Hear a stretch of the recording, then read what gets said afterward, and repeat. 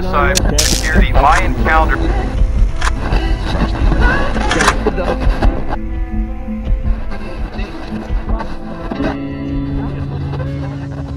And the skies too black, 'cause I loved her, and she didn't love back. The sun's gone dim, and the sky's too black, 'cause I loved her, and she didn't love back.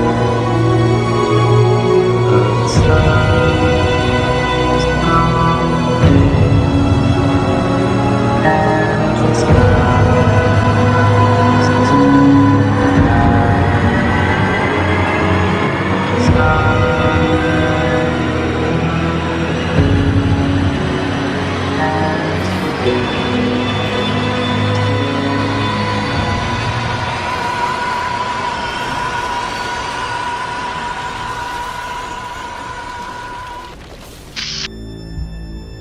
Christ has given us no assurance that to attain to perfection of character is an easy matter.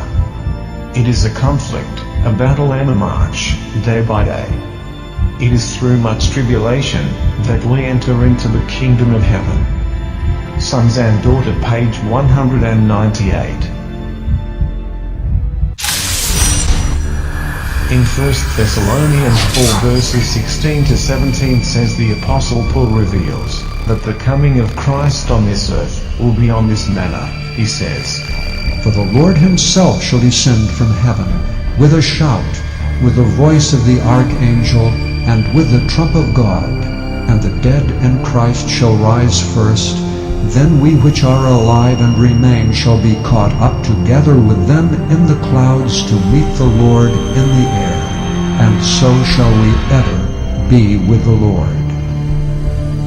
Paul also, in talking to the Corinthians in 1 Corinthians 15 verses 51 to 52, mentions the second coming will take place this way. Behold, I show you a mystery. We shall not all sleep, but we shall all be changed.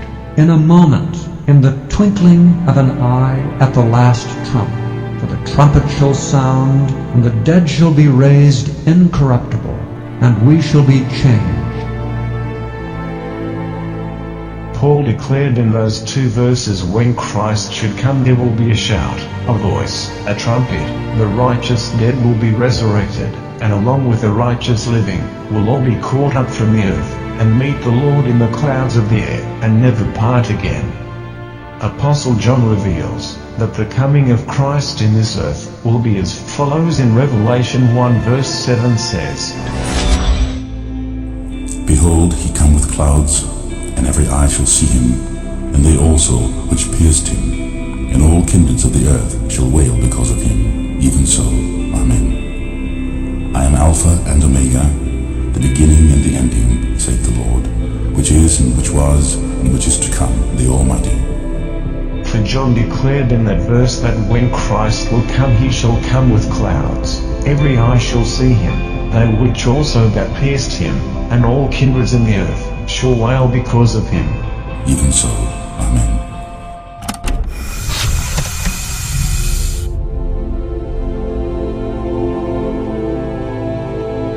The patriarch David revealed that the coming of Christ on this earth will be as follows. He records there in Psalms 50 verses 3 to 5. Our God shall come, and shall not keep silence. A fire shall devour before him, and it shall be very tempestuous round about him. He shall call to the heavens from above, and to the earth, that he may judge his people. Gather my saints together unto me, those that have made a covenant with me by sacrifice. David declared that when Christ should come it would not be in silence, but it would be a time of judgment with fire burning up, and devouring those who are judged unworthy, as well as God gathering his saints to be with him.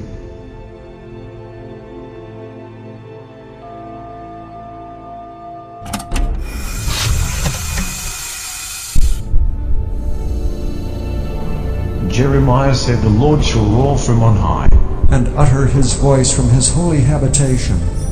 He shall mightily roar, he shall give a shout, as they that tread the grapes against all the inhabitants of the earth. A noise shall come even to the ends of the earth. For the Lord hath a controversy with the nations. He will plead with all flesh. He will give them that are wicked to the sword, saith the Lord. Thus saith the Lord of hosts, Behold, evil shall go forth from nation to nation, and a great whirlwind shall be raised up from the coasts of the earth. And the slain of the Lord shall be at that day from one end of the earth even unto the other end of the earth. They shall not be lamented, neither gathered nor buried. They shall be dung upon the ground." Jeremiah declares that when Christ come he would mightily utter his voice, a shout would be given, it would be noisy throughout the earth, the Lord will plead, or judge with all people, and all the wicked will be slain. So we can see that there is harmony between what Paul says, what John says, what David says, and what Jeremiah says about how Christ would come back to this earth. And Christ himself revealed exactly what his coming to this earth would be like. He tells us in Matthew 24 verses 30 to 31.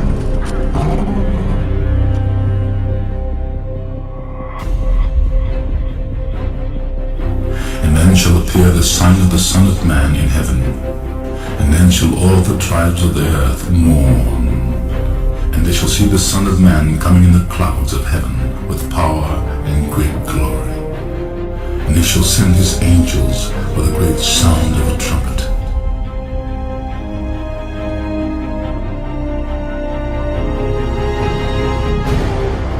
And they shall gather together his elect from the four winds, from one end of heaven to the other.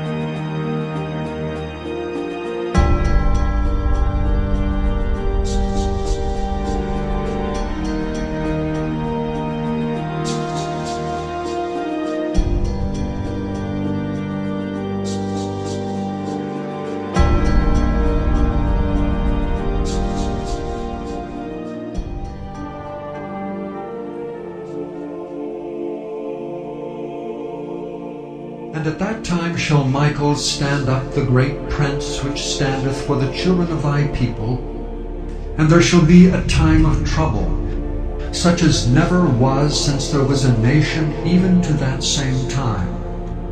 And at that time thy people shall be delivered, every one that shall be found written in the book. So when is the deliverance of God's people going to occur? Is it before the time of trouble? No, it is during the time of trouble, and at that time the people shall be delivered. Not just Daniel said, but also the Apostle John in Revelation 7 verse 14. And I said unto him, Sir, thou knowest. And he said to me, These are they which come out of great tribulation, and have washed their robes, and made them white in the blood of the Lamb.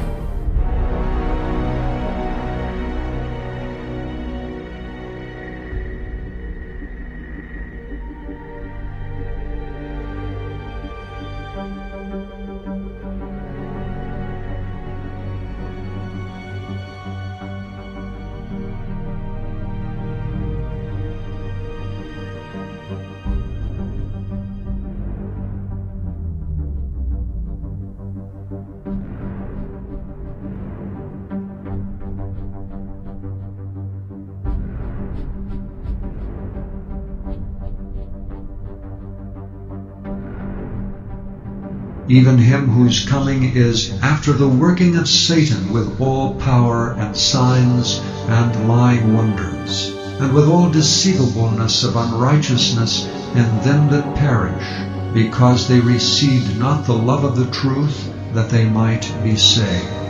And for this cause God shall send them strong delusion, that they should believe a lie, that they all might be damned who believed not in the truth, but had pleasure in unrighteousness.